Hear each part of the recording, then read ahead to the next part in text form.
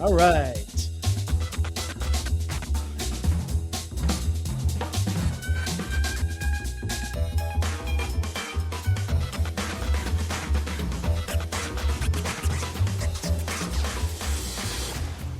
Welcome to Back to the Frame Rate, part of the Weston Media Podcast Network. Back to the Frame Rate, the Cadillac of podcasts, where we watch and discuss films on VOD and streaming platforms for your entertainment. I am your host, Nathan Schur, and I'm here with Ellie Escobar and Sam Cole.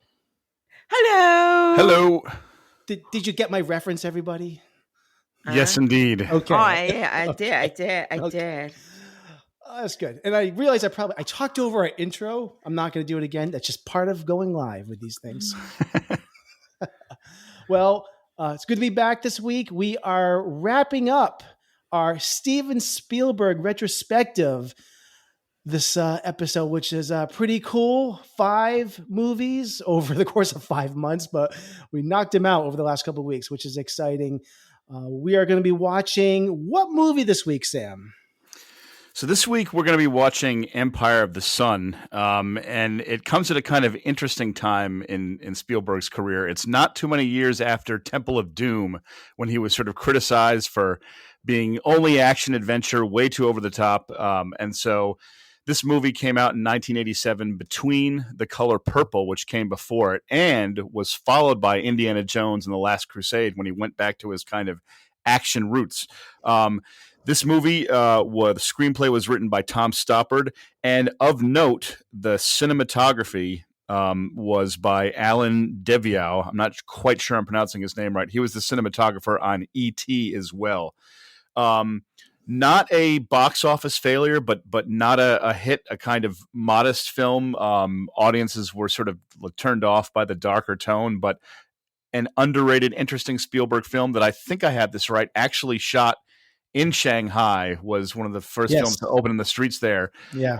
As you see in the main square and the sort of the opening and the bookend of the film. But so also of note, introduced Christian Bale. This is his introduction to Hollywood. And whatever happened to that guy? Did he do anything after this film? Just kidding. Also of note, this came out the same, I did some research, the same week that Throw Mama from the Train came out and Wall Street. Really? Yeah. Wow. That was his competition. Interesting week at the movies. I probably would have gone to Wall Street first and seen the second, but I did see this in the theater as a kid. Yeah.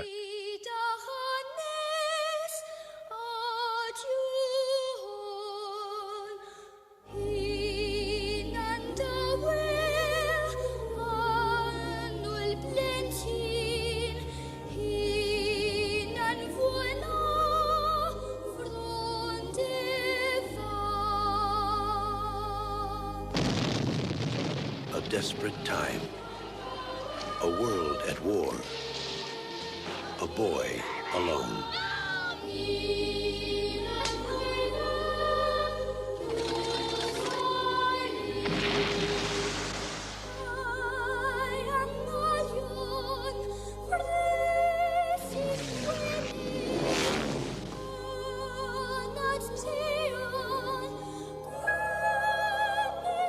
All right. And I just want to also point out that I was a big fan of, I think it's Alan Deview. Is that Deview? He also did Bugsy. And I also I went into a deep dive on this. I went on YouTube, and his collaborations go back with Steven Spielberg all the way back to his short film Amblin, maybe even before that. And I watched that short film on YouTube over the weekend. It's really interesting, but it's I wouldn't call it a silent film. It's all told with music, and it just shows how well a storyteller Steven Spielberg is without using any dialogue. So it's an interesting film. I wouldn't say that it's something I need to revisit anytime soon, but it is available on YouTube if you search for Amblin, the 1968 short film, which Alan Deview shot, was the cinematographer on. Interesting. I love Amblin, actually. It's so creative and just it kind of reminds me. It's not like Duel at all, but it's got that same like bare boards filmmaking greatness to it. I feel like it was shot like in the same location. Yeah, exactly. So, Very cool. And also, this was based on, I don't know if you mentioned it was based on the novel by J.G. Ballard, which came out just a few years before the movie was produced. And I think it was J.G. Ballard himself that was a kid in an internment camp. Like he was writing his own experience. Fascinating. Yes, indeed. Yeah. So why don't we get into our thoughts on the film? Who would like to go first? I always ask this. Sam, you always get thrown under the bus first. I would love not to go first this time, right. but I will go. If anyone else wants to go, please, it'd be an act of mercy. I mean, I'll even go first if somebody really wants me to. I would, Nathan. I would be fascinated for you to go first. See who you see it. Yeah. Okay. Go for it. I don't know. This is a new experience for me. I will try my best. I usually kind of springboard off of everyone else's thoughts, but now I will try. The force is with you. Okay. I thought this was technically a really solid movie. I think I was going to mention this before we began, all the Oscar nominations that this got: art direction, cinematography, costume design, film editing, original music score, and sound. It won none of these, but all those Oscar nominations, I think, reflect the aptitude that Spielberg has for this type of material. His collaboration with Devieux, whom he has worked with, I think, several times before, this shows the confidence and the prowess that he has for epic stories like this. John Williams' score, I think, is excellent in this. It's beautiful. I think it's heartbreaking.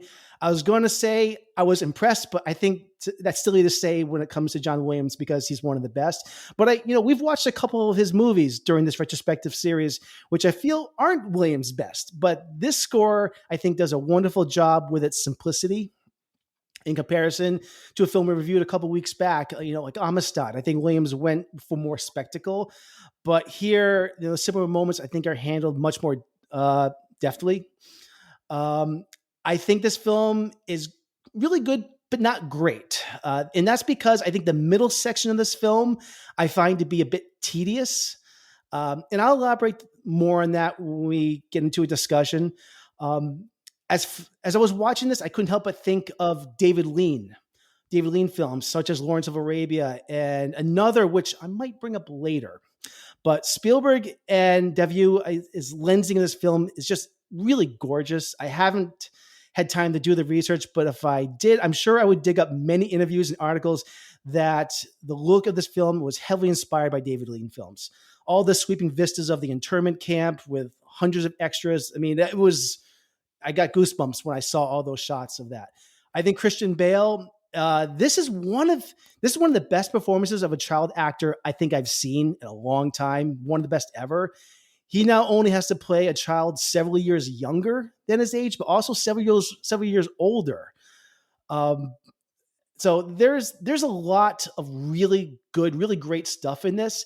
But I'm going to get into a little bit later with you guys the parts that I didn't like about this, and it's about the middle of this movie, and we'll get into it later. But who would like to follow up after me? I'll go. No, Nathan, I was just going to say I definitely agree with you. I would say with the regard to the middle section, I think the film is really good but uneven, and so at its best, I think it has some of the best moments in any Spielberg movie kind of peppered throughout it. Like when Christian Bale first goes to the internment camp and he sees the plane that he's been like imagining since his youth. And he like embraces the plane and the Japanese soldiers come up to him and he salutes them and they salute him. And John Williams goes like straight for the heavens. And it's just like, wow, I got the chills in that scene. I want to get into that relationship he has with the Japanese because it's really fascinating. His admiration for the Japanese army and their culture. It's complicated, but yeah. It's amazing. And I think going like a bit more into the midsection, like you were talking about, I think once he gets to the internment camp and he's there for a while, the movie, there's just a lot of scenes that sort of come in and out of focus for me. Some are really good character moments. And then there's some moments that are between characters that I sort of don't quite understand as well, but they kind of drag out. And so I feel like the pacing of the film slows down And although I guess that's the point, like it's sort of showing the tedium and like the repetitive and the kind of nature of life there. I feel like that section of the movie could be tightened a little bit. Overall, despite its unevenness, because I think it sort of aims for the moon, even though it doesn't quite reach there. It's certainly the more like emotionally ambitious of Spielberg projects. And like you said, Christian Bale's performance is so amazing that overall I really enjoy the film, even though it's definitely not without its flaws. But I mean, just because of the other films in the retrospective, like if I had to compare this film to Amistad, even though they're totally different, I would definitely say this is the better of the two films, in my opinion. Just they don't really have much in connection, but they're like two historical, type in Spielberg's like wheelhouse, if that makes sense. Yeah. All right. Ellie, would you like to share your thoughts? Well, I'm not technical like you two are about the film. You guys talk about all like the technical part of the film, so why it's not good or why it's good or what's missing and blah. For me, I look at more of the heart of the film than the technical. I don't really care for the technical. I'm entertained by the film. I obviously loved it more than Duel and Amistad. And the reason I think is because of the child.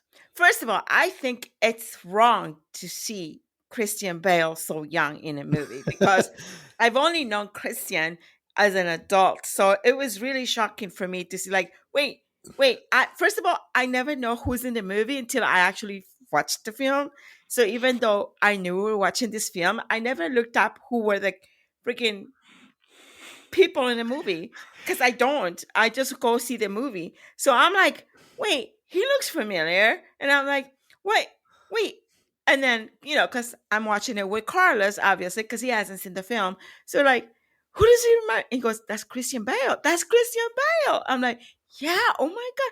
It's almost wrong to see him so young, but you can see he hasn't. It's like some deep fake thing where they took like Christian Bale's head and put it on a little kid's body or something. Dude, he hasn't changed. His face hasn't changed. It's still the same. And he has like certain like childhood things where he acts where it doesn't connect to his adult self, but then he'll say some lines that will remind you of his adult self when he's like, Mrs. Selner, play dead, and he's like Master Bruce, It's he's so funny. It was so weird to see him at such a young age. And then I'm trying to figure out when Malkovich comes into the picture and he has the hat on, I'm thinking like, wait, who is this guy? Because I don't know who's in the movie. So all of a sudden I'm listening to the voice. I'm like, wait, we're trying to figure out who that guy is. I'm like, who do you think it is under the hat? So what are you doing like during opening credits? Are you getting popcorn or something? Or like, where are you? Right, they're opening credits?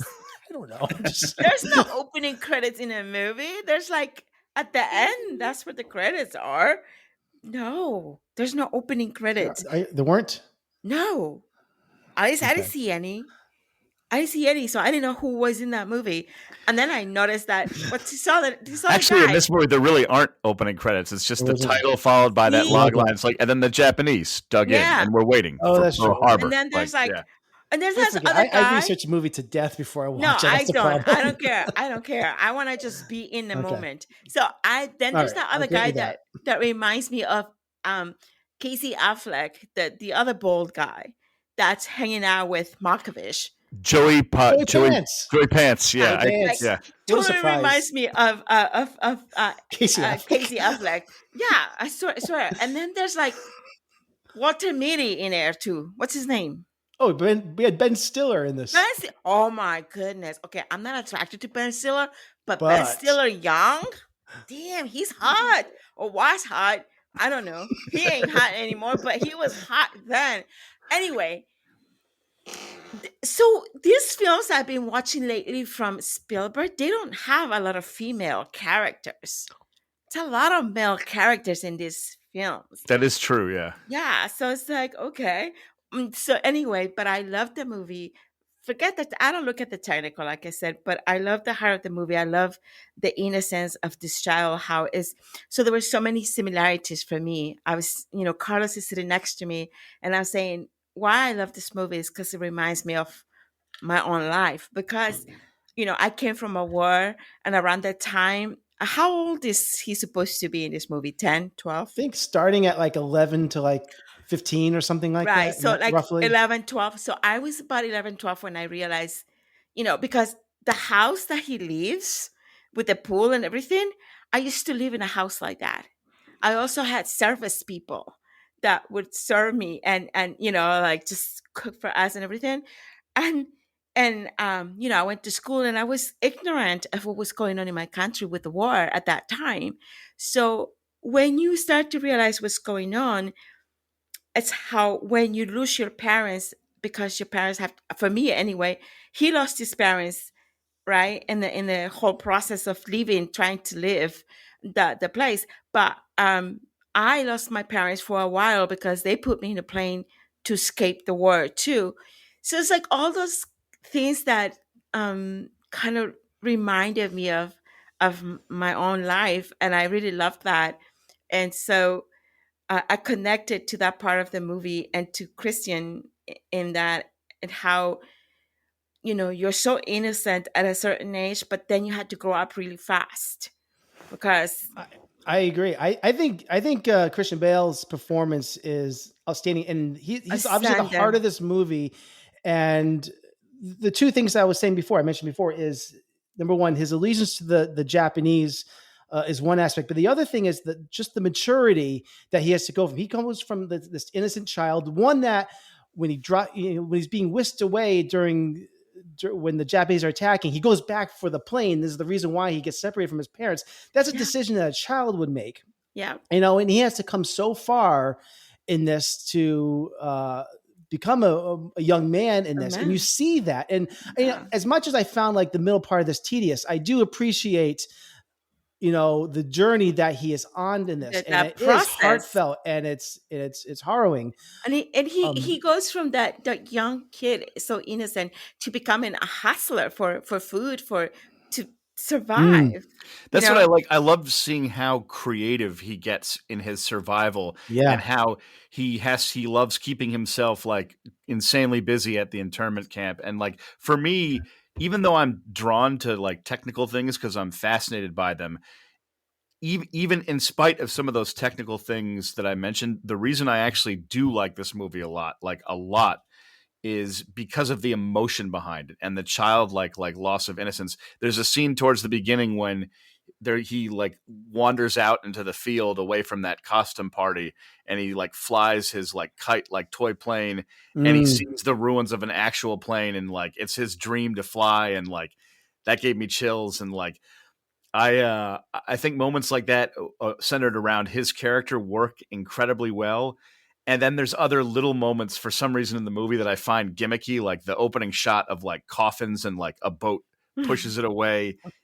I got it, and I mean it's good. It was just kind of like overt or something, but but the good outweighs the bad in terms of all the emotion and the story. And like you're saying, Ellie, his journey is incredible. Like I tear up when he's like walking through the river at the end and the food comes down from the sky, like, and Mm. he's like so overwhelmed. I feel like I'm like 12 when I watch I that scene, you know, like, know. I yeah. And agree. there was parts also of the movie that there's a when he goes flies the plane and he goes and the soldiers come up and they say and they tell him don't run, right? They say Yes. don't run. So it's funny because he's fascinated by this. But I remember being 12 years old in my country and I was fascinated by the rebels and being so innocent about the war and what it meant.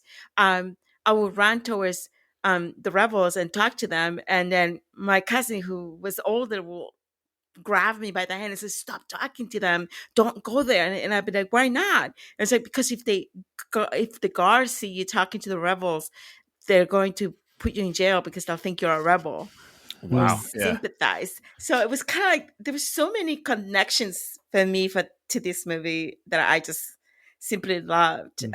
Every little detail I kept watching is like, oh, that's like my house. Oh, that's like the pool. Oh my God. And then, it was just great. I loved it. So I will say what I did want to mention. I do appreciate a lot of this movie, but I want to mention why I found the middle part of this tedious. I think the fact that this is a PG-13 movie, kind of handcuffed uh, the movie, Spielberg, a little bit, because he couldn't show us the true hellishness of the world of the internment camp. I feel it's muted. I think that he would return to these themes of the horrors of war in a much less sugar-coated manner in films like Schindler's List and even like Saving Private Ryan to a degree. And I find those movies a lot more effective because of that. All the time in the internment camp, as much as they're great character growth for what Jamie goes through, it's kind of, it's like episodes of his these moments of maturity. But like I said, for some reason I found it tedious and not, I don't know, I feel like it could have shown the horrors of war a lot more, because I don't know how else to really explain it. It felt like I was watching a PG version of what was really going on there. Maybe he wasn't. Maybe his point wasn't to show the horror of the war as much as to show the innocence and the journey of the boy.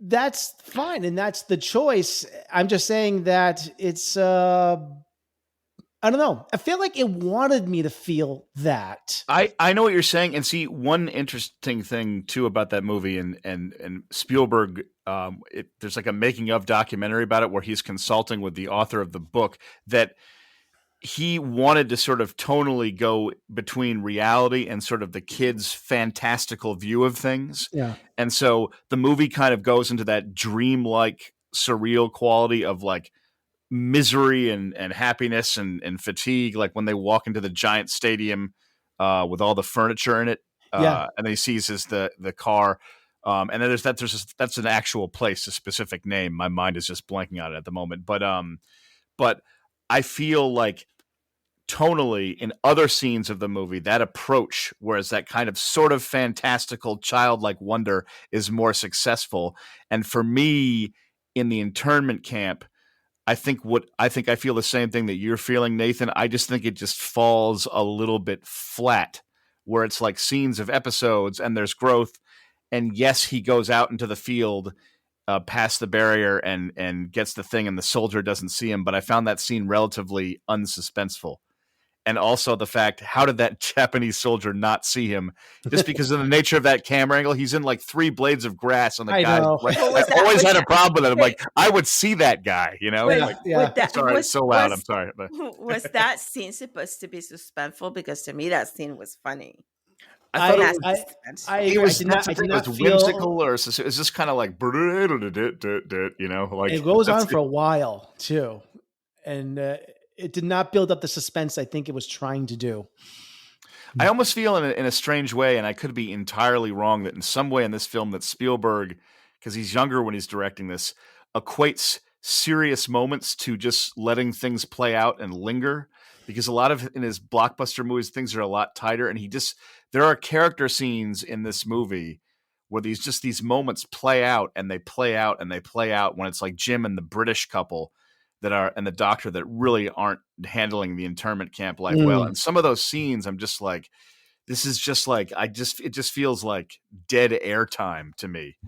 I know that's being a little critical, but that's just an observation. I don't think that's how Spielberg thinks, obviously, but I know what you mean. It is specifically that section, because I love the third act and the first act. I don't see Japanese that, invade Shanghai. It's amazing, but I totally hear you, Ellie. I can see being involved in I'm don't glad see- it I worked. was It's just the I technical. was just too involved in the heart of the story and the kid and That's awesome. the fantasy world that Spielberg brought me to, because I feel like if we know anything about the life of Spielberg when he was young, we know that he would fantasize, and this is why he creates so many great stories and films, right? Because he grew up imagining things, right?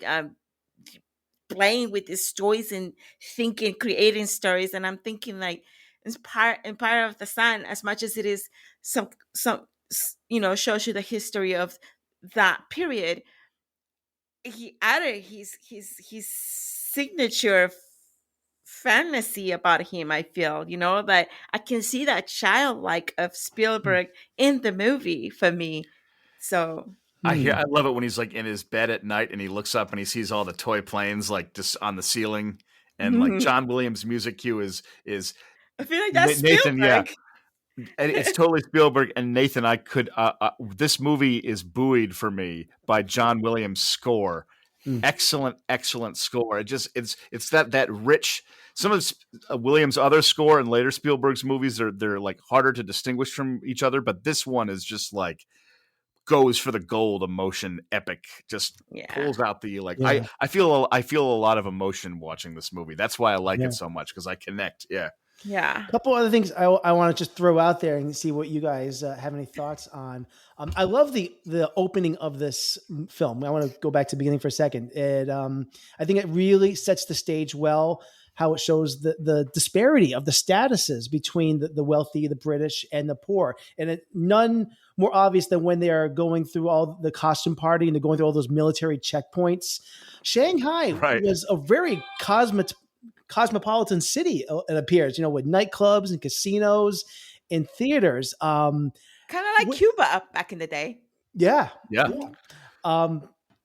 I don't know. I love that scene where they're in that car and people are and there's somebody that has like this like chicken on a stick or something like that, and it slams in and the window gets all bloody afterwards. I thought it was incredible filmmaking, that whole scene with the riot like outside of the car. Another thing I really here's what I wanted to ask you guys. I don't really know what I thought about John Malkovich in this movie. He kind of befuddled me. Like, I'm kind of lukewarm on his character as Bassie in this, and to a lesser degree his sidekick, Frank, Joey Pants in this. I guess they're like thieves.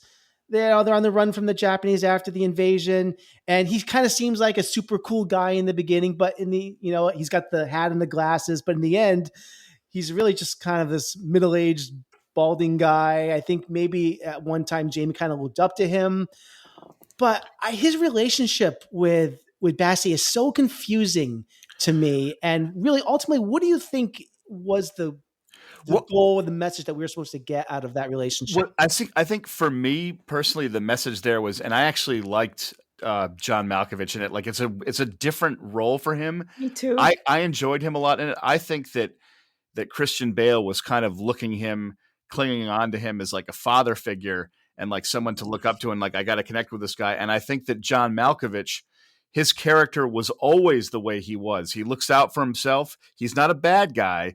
He's not a great guy. He genuinely likes the kid. That he uses him when he needs to, but he's, just kind of selfishly doing his thing. And I think that his character doesn't have an arc. He's like consistent throughout. And I think that part of Christian Bale's arc in his loss of innocence is that he realizes John Malkovich is just kind of this like pirate. Let me take advantage of the situation. And when he kills the Japanese pilot, who's his friend at the end, there's a great moment where John Malkovich looks at him and he smiles because he's almost kind of proud of Christian Bale for standing up for himself. He's like, okay, kid, you want to go your own way? I respect that.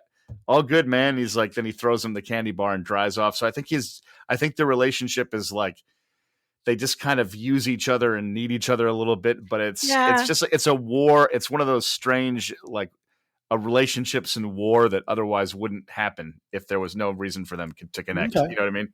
I kind of feel the same way. I think for me it was more of a,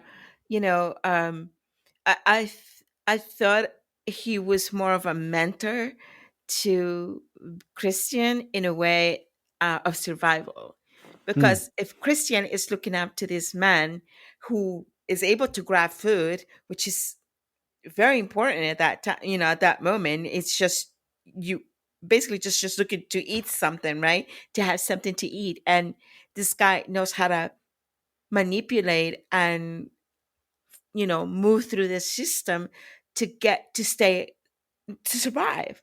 And I think Christian is kind of like, that's my mentor. I'm gonna watch him to do everything. And at one point, yeah, he thinks it's his friend, but remember, he's I don't think Markovich is not his friend, really. He's just there for the moment, living in that moment. Yeah, exactly. And he doesn't he certainly likes Christian Bale, but he's not like attached to him. He's like, oh, this kid amuses me, you know? Yeah. What? Just want to throw this out there. Jamie's admiration of the Japanese, their culture, their military history. I don't know. I found that another very fascinating aspect of this. Why that is. I mean, he is a Brit living in Shanghai. Why do you think he has such admiration for the Japanese? Their planes. What is it? Do you think? I think I don't think it's like I don't think he has admiration for them on like a deep cultural level in terms of like knowing a lot about them because he's a little kid, Hmm. even though he's a smart little kid. I think it's more he's just is in awe of their like discipline and their Mm. planes and their pilots, and there's like this regimented force to them, and they seem powerful to him, and he loves planes, and they're like amazingly like like focused pilots. Like I there's think there's you're right something. If Yeah, you remember, because isn't it the Americans that have their plane that is the Cadillac of the Sky, which he finds just as yeah, exciting. I think yeah, for him Yeah, it's the planes. He likes planes, and yeah. I don't. I'm with Sam. I don't think he understands the culture or has fascination towards the culture. It's like It's a and it's respect, though. I feel like it's interesting because when he's he he does connect with something about like there's something there. Yeah, it's but there's when he's in the internment camp, he's growing, he's maturing, but there's something really fascinating about how he when other prisoners are getting in trouble with the Japanese, he does some incredible things. Like he knows how to diffuse situations.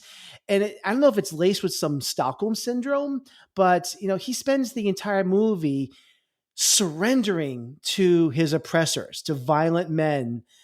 And I just found, this is like in his DNA. He's constantly surrendering and giving yes, and that's a theme throughout this whole thing. And I actually want to transition now to the end of this, because that is something. Now when we get to the end of this movie, he actually said, and at one point he actually says, I forget who it was, that he can't remember what his parents look like.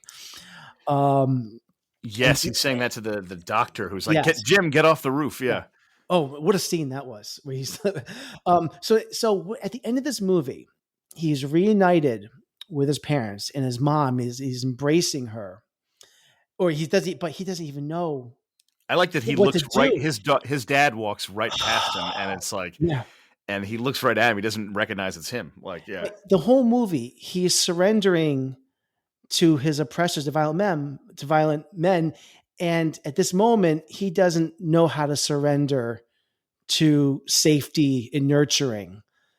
And it's like the opposite. And he doesn't know what to do. And that final shot of him looking over the shoulder of his mom in his eyes, I just got the biggest chills of that. It's one of the greatest moments I've seen in a Spielberg movie. I would say that final moment.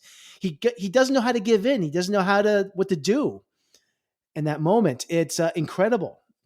He it's doesn't know how. amazing. And then when He has the moment to rest and submit finally for the first time in like 4 years, and he's paralyzed by it. remember, he's been through a lot of I trauma, know. Oh, and so the fact that he doesn't it's so remember what his sad. parents look like, and all of a sudden your parents are in front of you, you're gonna be a bit like it's gonna take you a while to warm up to them. I Oh feel so. yeah. I and I know think what you mean, like, no, exactly. And I love that moment where he closes his eyes because it's like finally he can just like surrender to like peace. But I love how it's his I don't know, mother. but it feels sort of almost ambiguous though.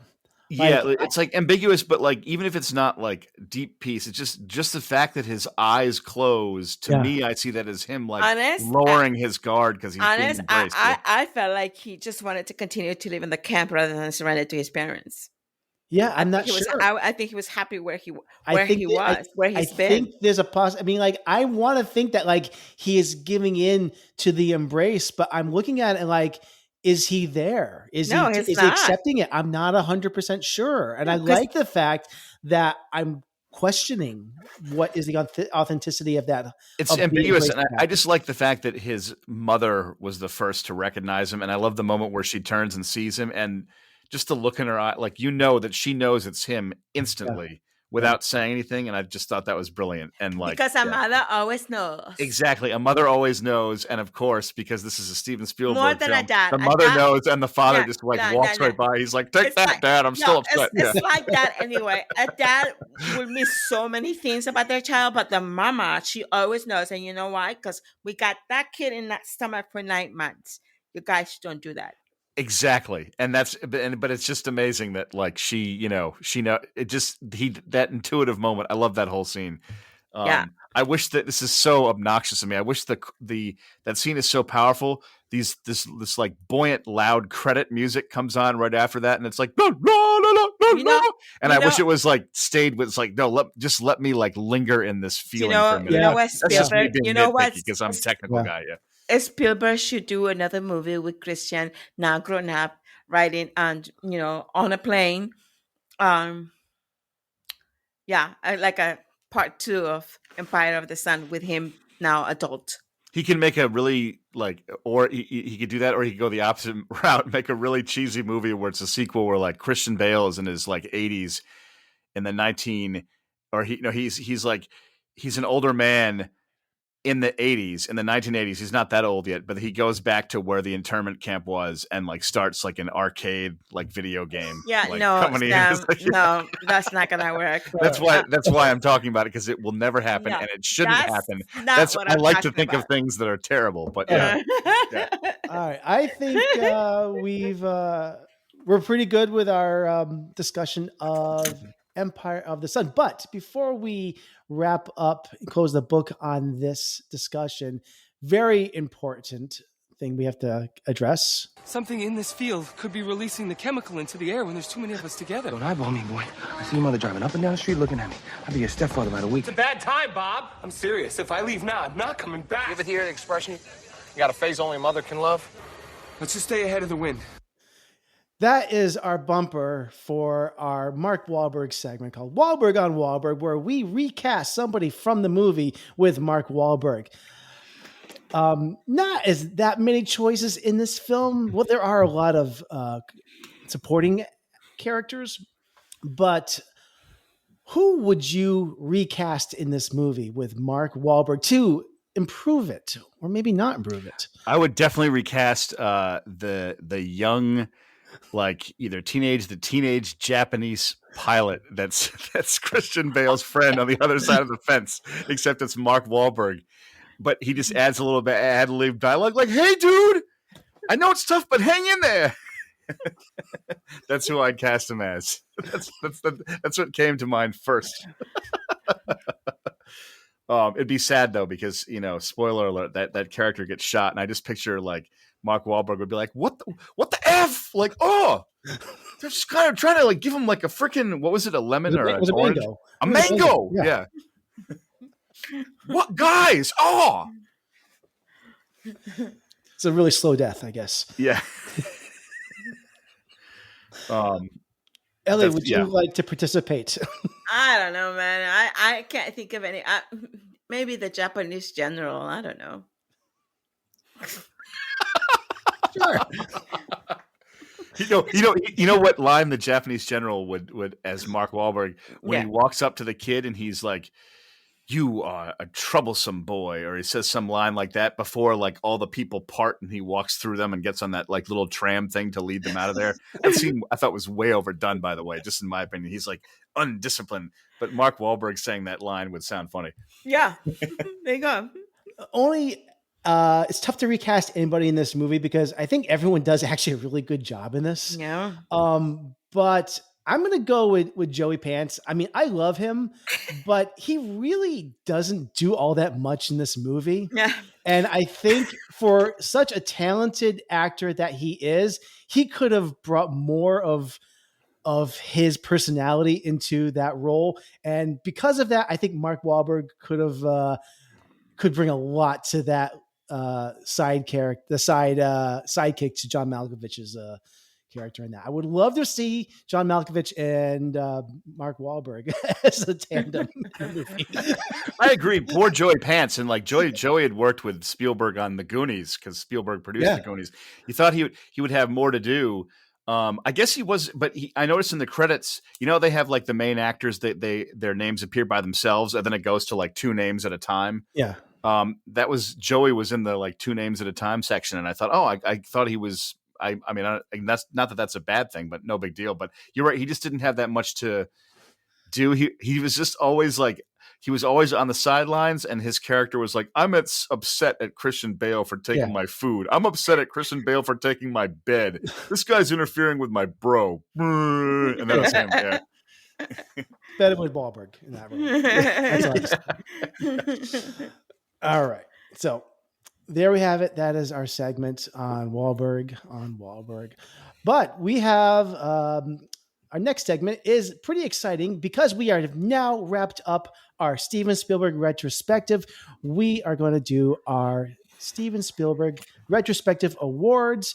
We are going to list off our best actor, best actress, which is not going to be that easy for this one. Like how do you rate best actress? We're just going to do it. This film had actresses. That's a really true important point. It's hard. There's like supporting characters, but best supporting actor or actress. We're not going to, because there aren't that many. Yeah. And best score, best scene, and best picture.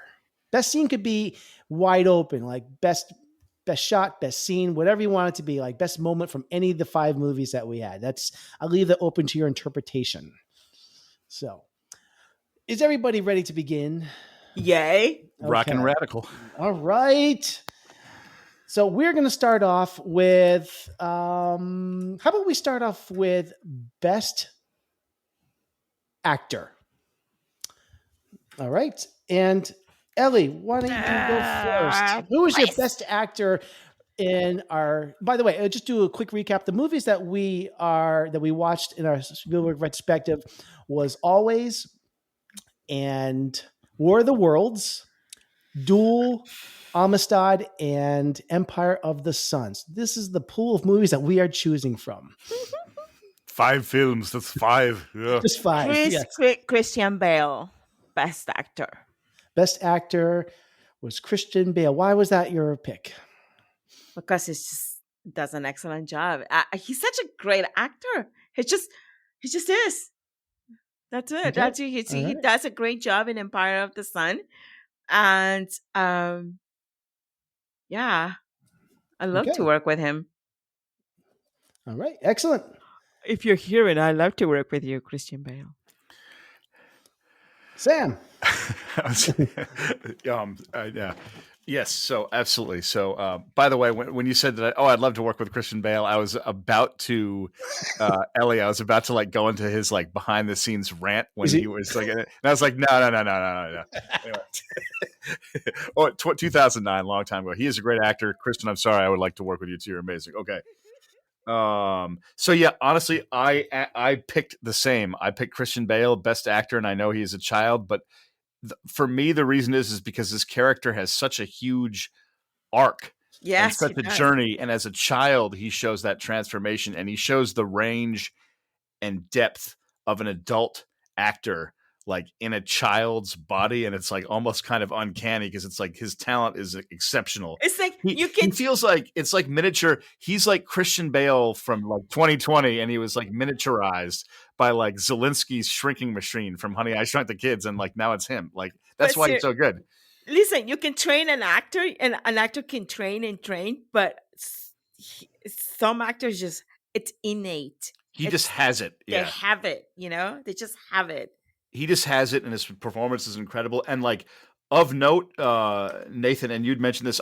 You'd mentioned Tom Cruise like playing a regular guy in War of the Worlds, and like I did really like his performance in that. For me, best actor just goes to Christian Bale because of the intensity of like what he did. You know, it was impressive. And as a child, As a child, it's just amazing. Yeah, crazy. and that's his first. That was his introductory movie. Like Exactly. that's the Like, movie what that the he gets introduced to heck? audience. It's like, oh, by the way, this kid who's got some chops. Like, damn.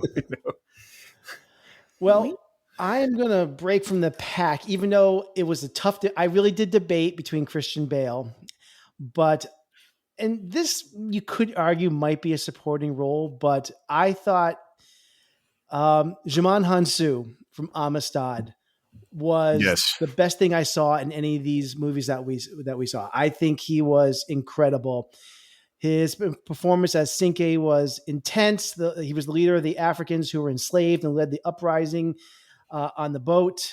His physicality, the intensity, his eyes. He doesn't speak a lick of English in the entire movie. His entire performance is spoken in Mende. Like I said in our review back then, I just wish more of the movie was about him and his struggle. I wanted more of him. Yeah, I think he was the best part of the movie. And he is an incredible actor. Just there's not a weak moment of the movie when he's featured in it. So it was a coin toss, honestly, between both of them. He probably could even be a supporting actor in it, but I think that he commands the movie every moment of it, and it's about him. It really is. So that's why I went with him as best actor. So let's go on to best actress, and there are a ton of options here. So I'm really curious what we go with. Since I didn't have too much to pick, I just picked Miranda Richardson. No way. Me too. Sorry. But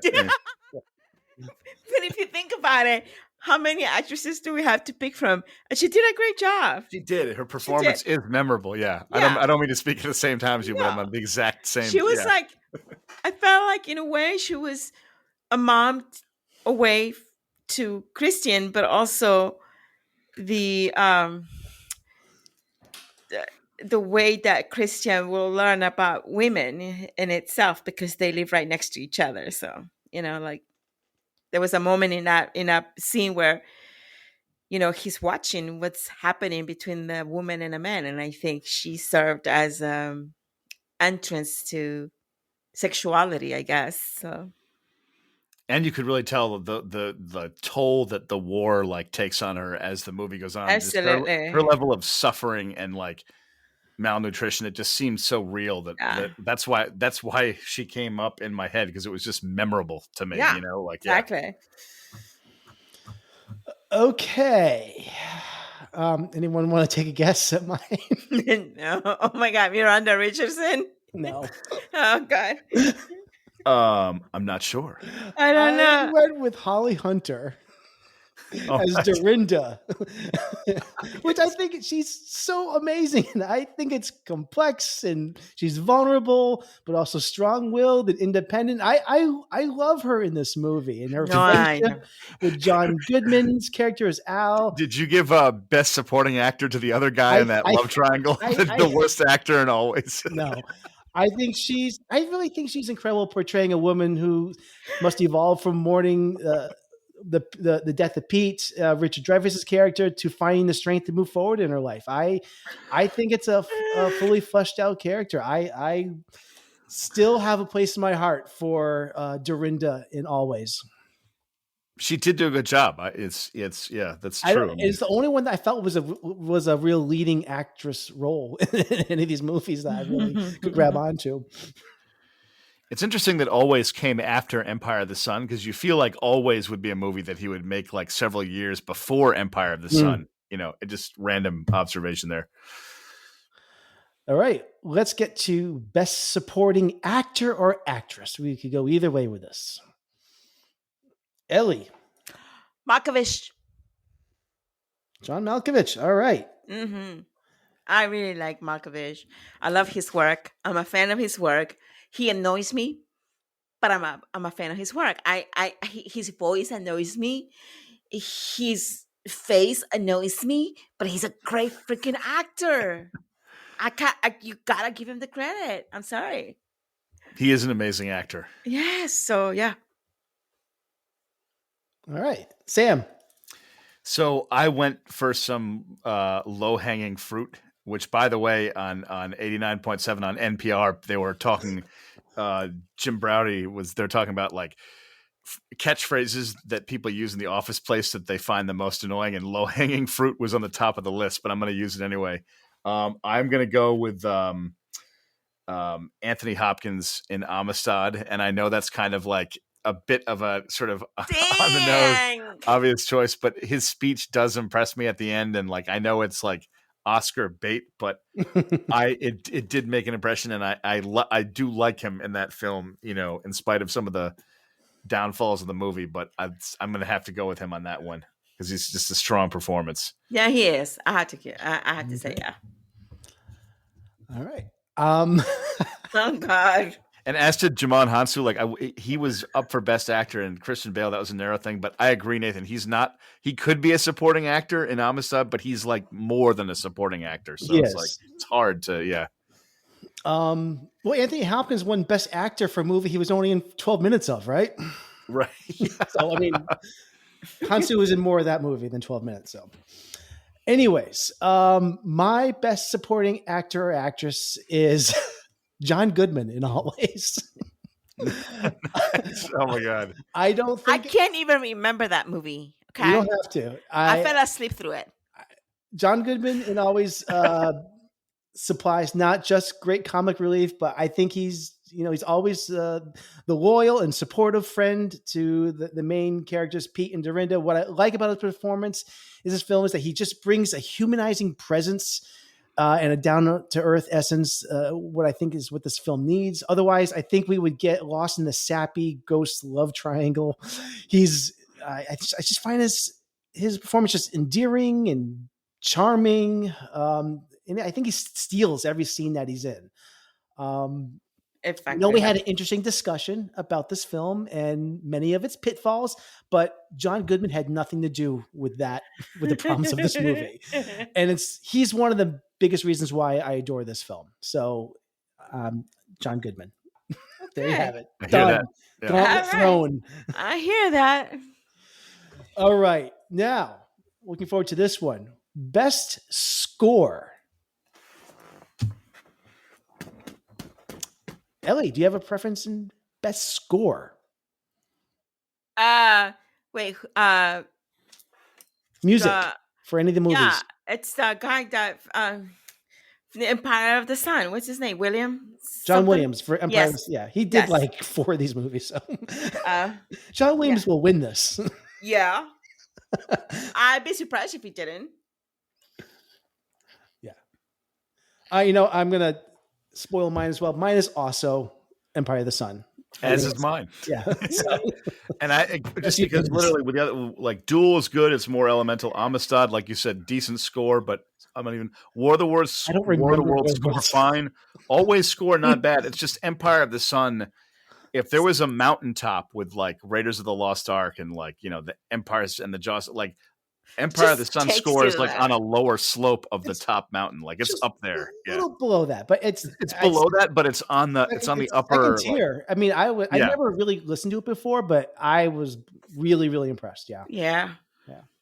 All right, so we're all in have synchronicity on that. How about this one? Best scene, shot, moment, whatever you want it to be. Bar scene in Duel. Oh, yes. The bar scene in Duel. I had a feeling you were going to say that for some reason. I considered that. Loved it. I freaking loved it. It's just that moment where it just took me there. And I'm trying to guess. Looking at the boots. It's him. No, it's him. And then the eyes. And then, oh my God, it was just nuts in my head. So I loved it. And I like his voice. It's like, you just don't know. Yes, that's my favorite scene. So, I would say for me personally, and I want to make this clear, of these 5 Spielberg movies, obviously that's what we're contained to because this is not my favorite scene in a Spielberg movie, but of these 5, favorite scene, favorite moment for me, I would have to say, is in Empire of the Sun when Christian Bale first arrives at the internment camp. And it's this, first it starts like a close-up on the truck. He gets out, he goes up over a hill, and all of a sudden you see this huge view of all the workers, I think in like the salt rock mines, like just slaving away. And he goes through that chaos, and then he finds a plane in the midst of that, and it's being worked on. So like sparks are flying through the sky from like a welding torch, and it's like ethereal looking and dreamlike. And he like encounters the plane of his dreams, and then 3 Japanese soldiers approach him, and you think, oh my God, they're going to shoot him or something bad's going to happen. But he turns around and salutes them. Yeah. And with like perfect That's a great discipline, scene. the 3 of them salute him, and like John Williams music just like soars. That moment to me is like top Spielberg emotion moment. I love it. Absolutely love it. One of the reasons that it like that moment elevates that film for me, because it just has scenes like that peppered throughout it. That's why I like Empire of the Sun so much. Great pick, Sam. My best scene is also from Empire of the Sun. Your pick was great, and I could have easily gone with that, but I did go with the final scene in the movie where he is reunited with parents, and that shot where he is reunited with his parents, and the whole sequence where the mom finds him and he's hugging, and she's hugging him, and his eyes, and he doesn't know what to do. That I just completely lost it at that moment there, where the ambiguity of it. I think it was just, it's not just how beautifully it was shot. It's just the emotion of that scene. It's doing so much. It's doing a lot of heavy lifting in that moment. So that was my scene of the retrospective by far. So a lot of great moments. Scene. I could have gone with great. So finally, I thought you were going to say always in the paradise eating scene. Wait, Ellie, did we do your favorite scene moment? Yeah, I told you, the bar scene. Oh my God, that's right. I thought you were joking. I'm so sorry. No, what's mine? Honestly, that is a good scene. I'm so sorry. I totally, That's my favorite part. That is a good scene. I actually like that scene. It had me going. I'm like, I'm looking at the boots. I'm like, is it him? Is it him? Is it him? Oh my God, no. Oh, it just, You got into the character's headspace. If the bar scene were 25% shorter, it may have actually inched its way into the top spot. I love the tension of that. Cheese sandwich on RYE, rye. Gross. Okay. I just love it when he picks out the randy. He's like, I want you to cut it out. And the guy's cut what out. All right. Finally, best picture. Ellie, what is your movie of the retrospective? Empire of the Sun. Would you like to say anything? Sorry. Wait, why? There's probably no more that we have to say about it. Okay, why did I pick Empire of the Sun as my best picture? Because I connected to it in so many levels, especially me coming from a war, being 11, 12, the same age that he is in that movie, and so many similarities. It had heart for me, this film. Yeah. Great. Sam. So you guys might be surprised to hear this. I love Empire of the Sun. It's probably the richest movie, definitely the richest film of the time. War of the Worlds. Yeah. No. Hey, close second, but just kidding. Best picture, maybe a surprise, but I would have to say Duel for me is the best picture, because it is such an elemental exercise in spectacular suspense. It's one of Spielberg's first, feature efforts.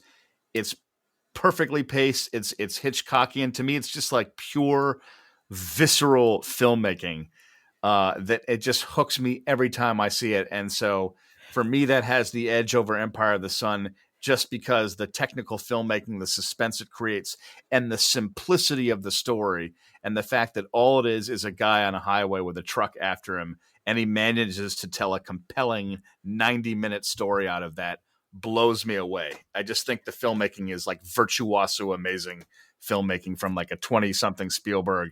That's what gives it the edge for me. Yeah. I really enjoyed that film, but I found it more funny than suspenseful.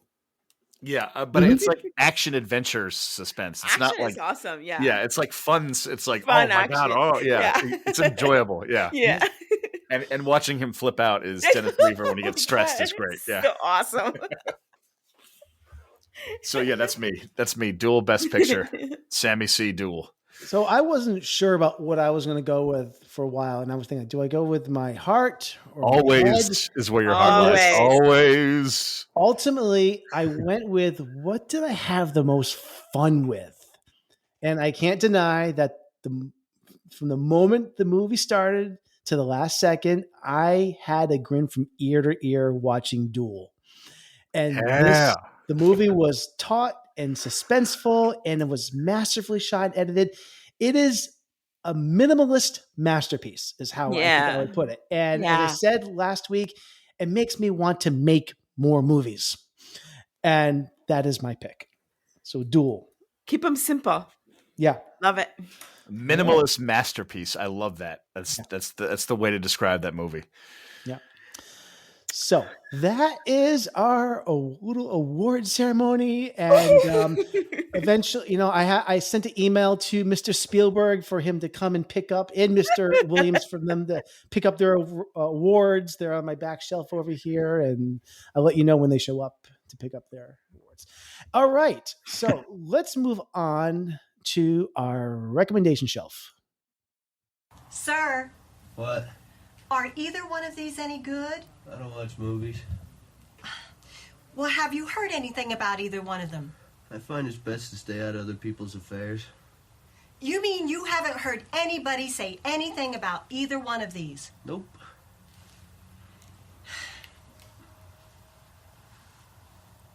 Well, what about these two? Oh, they suck. All right, this week on our recommendation shelf, Was that Gosling? Gosling? What? Who was that? Was that Gosling talking? Okay, at first the of all, end? it's from the movie Clerks. It's the second week in a row, you people.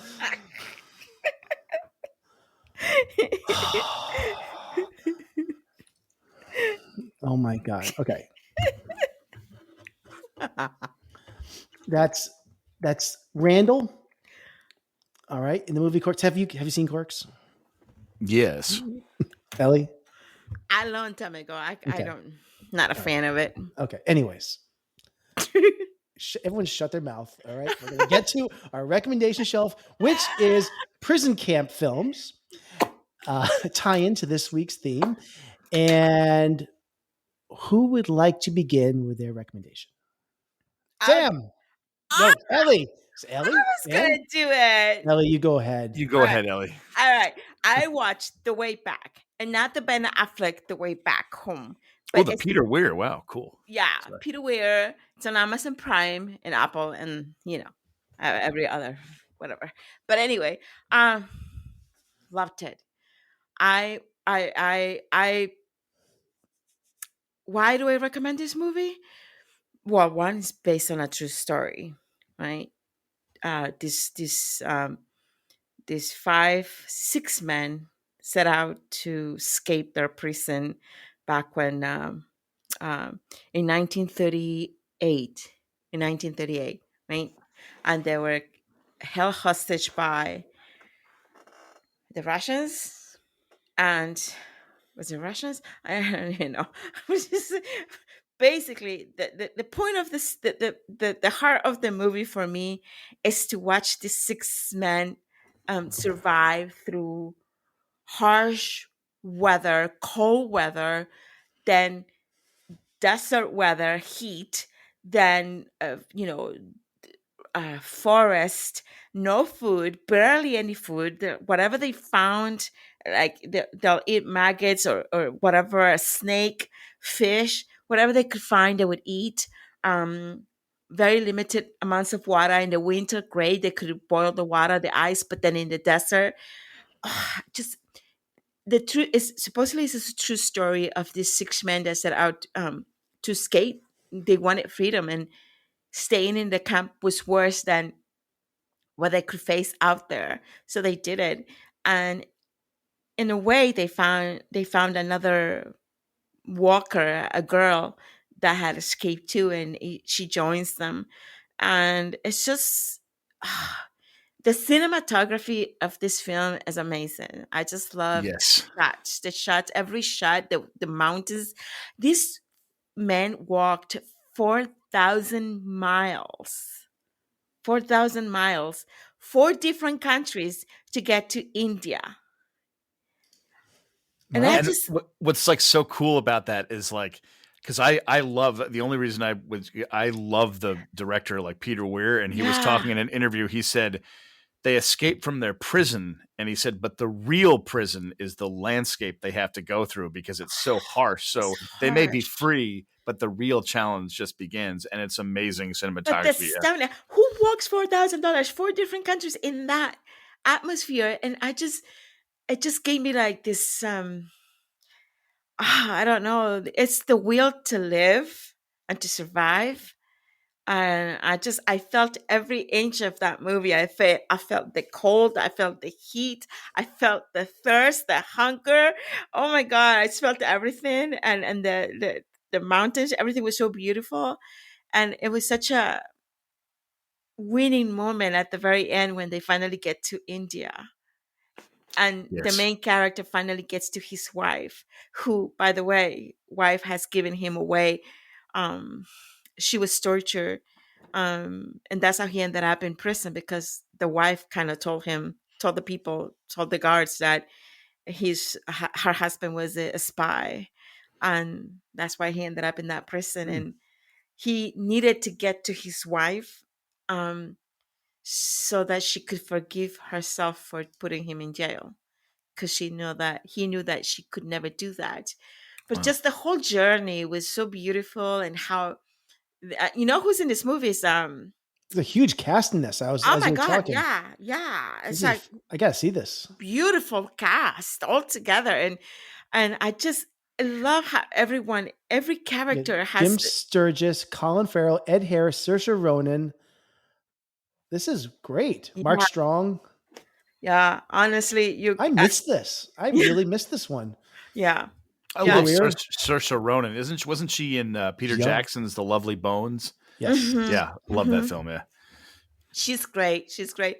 The whole movie is just, it's got heart. Is You feel for every single character, not just one character, but every one of those men you feel for, because they're all fighting. And then, at the very end, only 3 out of the 7 made it into India.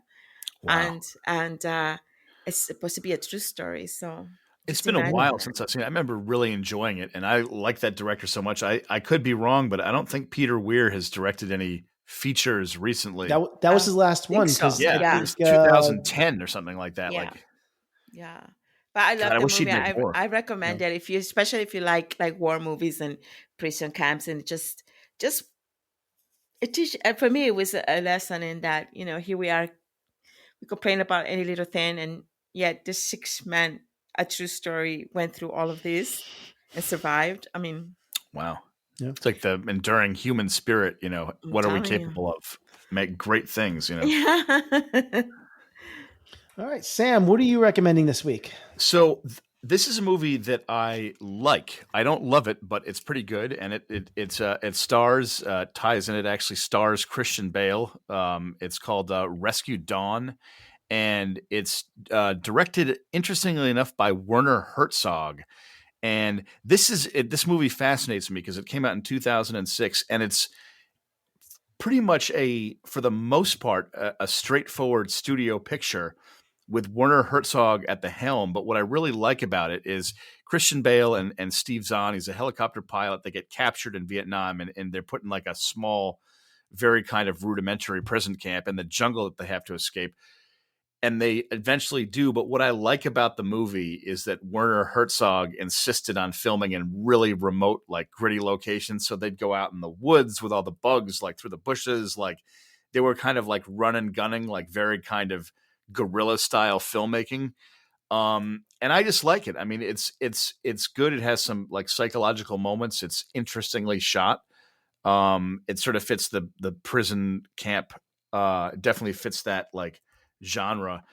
I just there's moments toward the end where they like start to go crazy and like hungry, and they're like escaping through the woods, and it just has that visceral feeling to it that I like. Like you're talking about, Ellie, like the way back, you feel like you're in the elements in that film. In this film, I really feel like I'm in the jungle and there's mosquitoes and there's like branches slapping me in the face and stuff. So I like that gritty.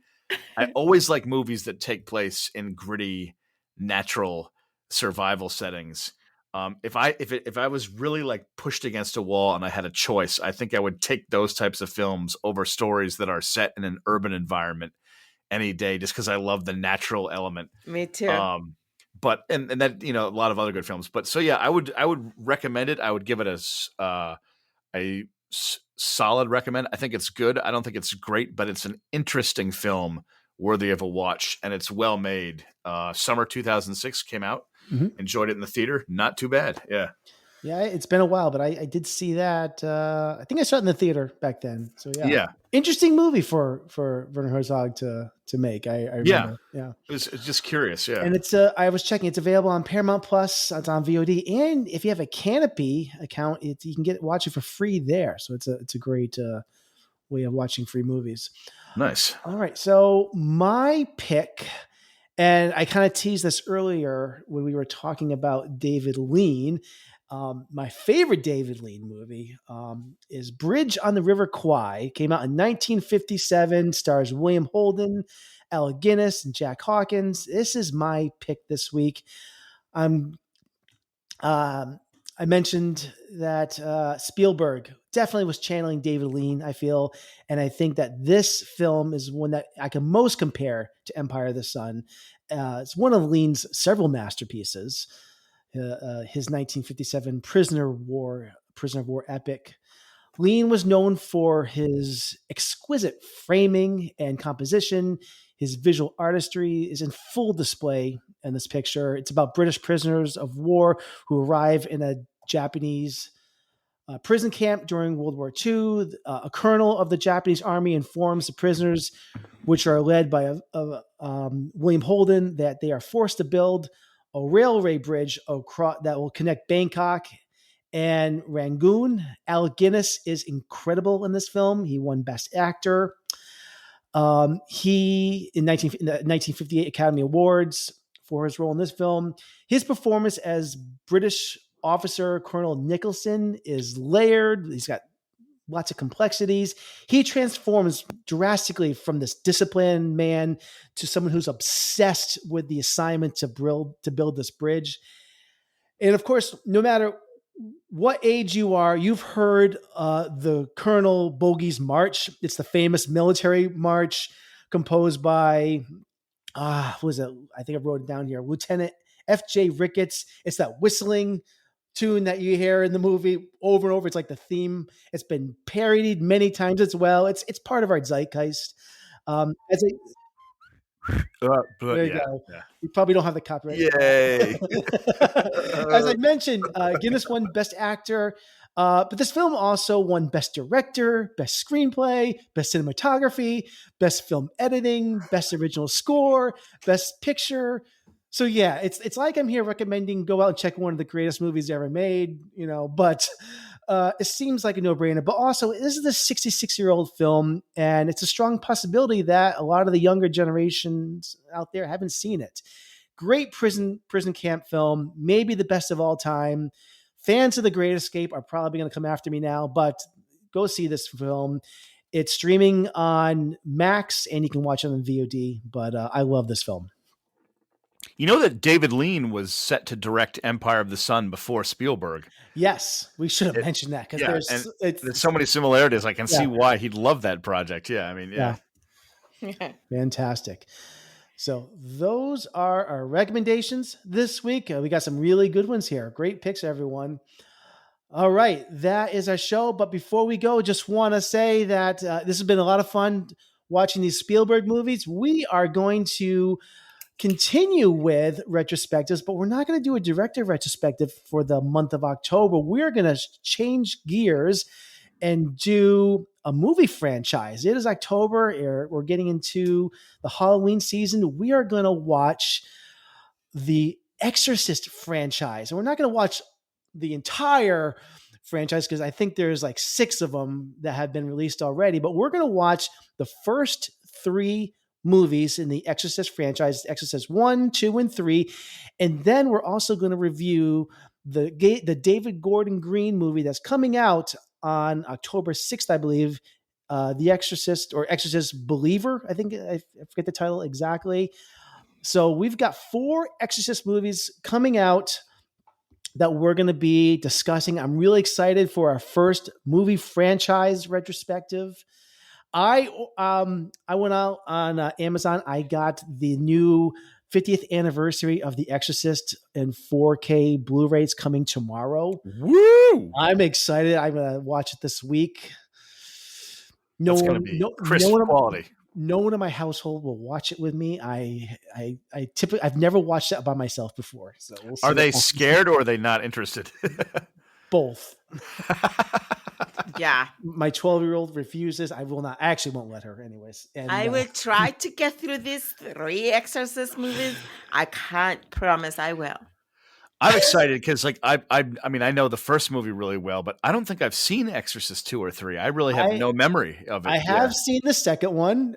I'm not gonna mention anything about. I'll read as much as I can from the tone of voice there. I deduce some things, but we'll find out later. There are fans of the third one out there. There are. So, and I am actually looking forward to the one that's coming out. I'm not a fan of The Exorcist, period. It's going to be. We should do the Omen series next Halloween, or so. That's the Omen 2. I think is. I haven't seen that one either. It's just 1 month, and then we move on to other fun things. All right. Come on, fine. We're doing this, film family. All right. Nathan didn't tell you, but actually, for the next 6 months, we're creating a shrine for the movie Always. And instead of reviewing movies, we're just going to pay respects to Always, and we have to come up with songs about it. So. You have that to look forward to all the way to June 2024. I'm done with that. All right. All right. So that is the show, everyone. We thank you for tuning in this week. Back to the Frame Rate as part of the Weston Media Podcast Network. You can email us directly at backtotheframerate@gmail.com. Hit us up on Facebook and Instagram at Back to the Frame Rate. You can find past episodes of the show and other podcasts from the Weston Media Podcast Network on our website, and I'll drop a link in the show notes. And of course, the best way of helping us out is to share our episodes on your social media feeds. Spread the word. Thank you. That's it. The show is over. Goodbye. Bye.